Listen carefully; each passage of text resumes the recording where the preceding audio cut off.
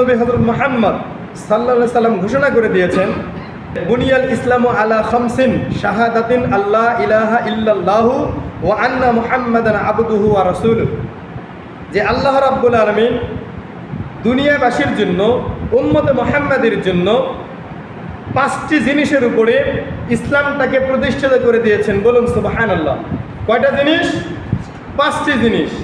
এই 5টি জিনিসের মধ্যে প্রথমটা হলো এই কথাটা বলে সাক্ষ্য দেওয়া, যেই কথাটা আমাদের নবী হযরত মুহাম্মদ সাল্লাল্লাহু আলাইহি সাল্লাম আপনাকে আমাকে শিক্ষা দিয়ে গেছেন। বলুন সুবহানাল্লাহ। সেটা কি? লা ইলাহা ইল্লাল্লাহু মুহাম্মাদুর রাসূলুল্লাহ। বলেন তো, এই কালেমায়ে তৈয়বা, কালেমায়ে শাহাদাত, কালেমায়ে তামজিদ, কালেমায়ে তাওহীদ, এই কালেমাগুলো যদি কোনো ব্যক্তি না পড়ে, বলেন তো সে কি মুসলমান হতে পারে?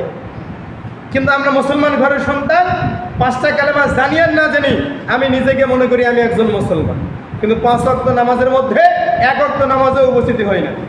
এই হলো আজকে আমরা আগা কাটা মুসলমান। এই জন্য আল্লাহ রাসূল ঘোষণা করে দিয়েছেন, বুনিয়াল ইসলামু আলা খামসিন, 5টি বুনিয়াদের উপরে, 5টি বস্তুর উপরে, 5টি জিনিসের উপরে আল্লাহ রাব্বুল আলামিন ইসলামটাকে, সংবিধানটাকে আল্লাহ তাআলা প্রতিষ্ঠিত করে দিয়েছেন। বলুন সুবহানাল্লাহ। 1 নাম্বার কালেমায়ে তয়্যিবা পাঠ করা, লা ইলাহা ইল্লাল্লাহু মুহাম্মাদুর রাসূলুল্লাহ।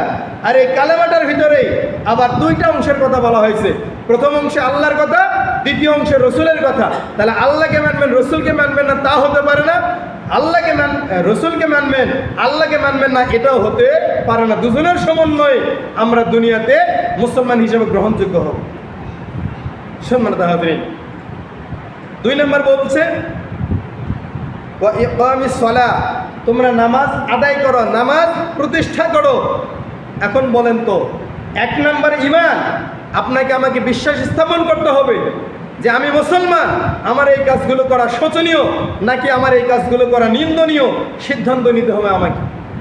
2 নাম্বার, আপনাকে আমাকে নামাজগুলো আদায় করতে হবে সুন্দর সুষ্ঠুভাবে।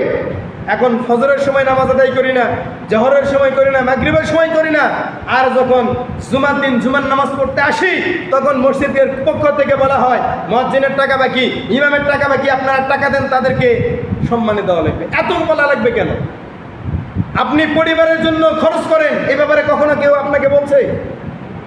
যদি আপনার স্ত্রী বলে আজকে বেগুন, পটল, করলা, তেল, মশলা লাগবে, আপনি নিয়ে আসতেছেন, কিন্তু ওখানে একটু কার্পণ্য করলেন না, কিন্তু আপনার মসজিদের ইমামের টাকা, মসজিদের মুয়াজ্জিনের টাকার ব্যাপারে এত কেন কথা বলা লাগবে? এটা কি আপনার পরিবারের অংশ হতে পারে না? এটা কি আপনার পরিবারের একটা অংশ হতে পারে না? আপনি কোন ধরনের মুসলমান? একটু সাবধান। আল্লাহ তাআলা ঘোষণা করে দিলেন, ওয়া আকিমুস সালাহ ওয়া আতুজ যাকাহ ওয়ারকাউ মা'আর রাকিন, যেটা আল্লাহ তাআলার পক্ষ থেকে নির্দেশ, তোমাকে 5 ওয়াক্ত নামাজ বাধ্যতামূলক হিসেবে আদায় করা লাগবে। এখন আপনি নামাজ আদায় করবেন না, মুয়াজ্জিনের টাকা দিবেন না, ইমামের টাকা দিবেন না, তাহলে আপনাকে মসজিদ আসার প্রয়োজন আছে? মসজিদ তৈরি করার প্রয়োজন আছে? মসজিদটাকে তালাবন্ধ করে দিয়ে বাসায় গিয়ে বসে থাকেন। আপনাকে তো বলে নাই যে মসজিদে প্রতিদিন যাওয়া লাগবে, প্রতিদিন গেট খোলা লাগবে, এই কথা তো আপনাকে বলে নাই। একটু সাবধান। মাথার পেনটাকে একটু ওয়াশ করে নেন, প্রয়োজনে কাজে লাগবে আগামীকাল, আজকে কাজে নাও লাগতে পারে। একটু সাবধান। সম্মানিত হাজিরিন, 2 নম্বর কথা হলো ওয়া ইকামিস সালাহ, যে তোমরা নামাজটাকে প্রতিষ্ঠা করো। কেমনভাবে প্রতিষ্ঠা করবে? আপনি মসজিদে আসার সময় খালি গায়ে আসেন না, মসজিদে আসার সময় আপনি খারাপ কাপড় পরে আসেন না, অথচ নামাজ পড়ার ব্যাপারে আদব তদারকি কেন করা লাগবে আপনাকে? সম্মানিত হাজিরিন, 3 নম্বর কথা হচ্ছে ওয়া ইতাইজ যাকাত, যে যাকাতটাকে তোমরা প্রদান করে দাও। আজকে আমরা যাকাত প্রদান করতে চাই না। একটু সাবধান। আমি আমার জমিনে, আমি আমার অধীনস্থ জমিনের মধ্যে, আমার জমিতে আমি ধান রোপণ করলাম, ধান বপন করলাম, অনেকগুলো আমি ধান পেলাম। এই ধান থেকে, এই ফসল থেকে একটা নির্দিষ্ট পরিমাণ অংশ গরিবকে দেওয়া লাগবে, মসজিদকে দেওয়া লাগবে, মাদ্রাসাকে দেওয়া লাগবে। আপনি কোনো কিছুই করলেন, বলেন তো আপনার এই ফসলের মধ্যে বরকত আসবে? ফসলের মধ্যে বরকত আসবে না। আর এখানে আমাদের একটা দ্বিধাদ্বন্দ্ব আছে। আমি ভ্যান চালাই খাই, রিক্সা চালাই খাই, মানুষের বাড়িতে কাজ করে খাই, কিন্তু যখন টিএমএসএস, যখন ব্র্যাক, যখন এরকম জাকস, বিভিন্ন প্রতিষ্ঠান যখন আপনার দ্বারা এসে যখন টাকার বায়না দিয়ে যায়, তখন আপনি লক্ষ লক্ষ টাকা ওখান থেকে তুলবেন, তোলার পরে জমিন কর্জ নিচ্ছেন, এগ্রিমেন্ট নিচ্ছেন, নেওয়ার পরে সেই জমিনে ফসল আবাদ করে আপনি গরিব মিসকিনের হক নষ্ট করে আপনি সমস্ত ফসলগুলো নিজের পেটের মধ্যে ঢুকাচ্ছেন, বলেন তো এটা শরীয়ত সম্মত হতে পারে? কখনোই নয়। একটু সাবধান, একটু সাবধানতা অবলম্বন করা লাগবে। আর যখন আপনার বাড়িতে মসজিদের জন্য কালেকশন করা হয়, মাদ্রাসার জন্য কালেকশন করা হয়, কোনো গরিব মিসকিন যখন আপনার দরজায় এসে কালেকশনের জন্য একটু চায়, তখন আপনার মনটা হয়ে যায় খারাপ। কেন? আল্লাহর দেওয়া জমিনে, আল্লাহর দেওয়া পানিতে, আল্লাহর দেওয়া সূর্যের আলোতে, আল্লাহর দেওয়া চাঁদের চন্দ্রের আলোতে আপনি ফসলগুলো উৎপাদন করলেন। এটা কি আপনার বাপদাদার 14 গোষ্ঠীর ক্ষমতা আছে? ক্ষমতার মালিক কে?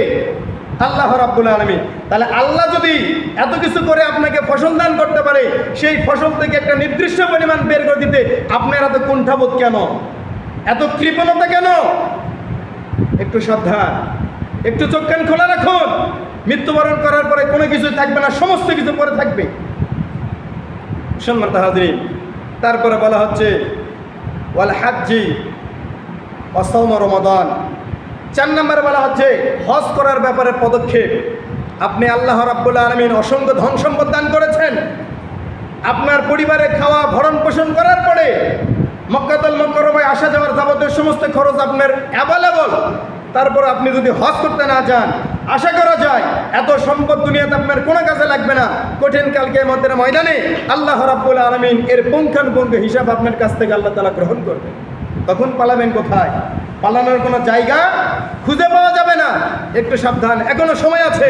যে আল্লাহ রাব্বুল আলামিন আপনাকে এত সম্পদ দান করলেন, ওই সম্পদ থেকে একটা নির্দিষ্ট পরিমাণ খরচ করে যদি আপনি নিজের চোখে কাবা যদি না দেখতে পারেন, রসুলের রওজা মোবারকে যদি না দেখতে পারেন, আপনার ব্যর্থতা ছাড়া পৃথিবীতে আর কিছুই নয়।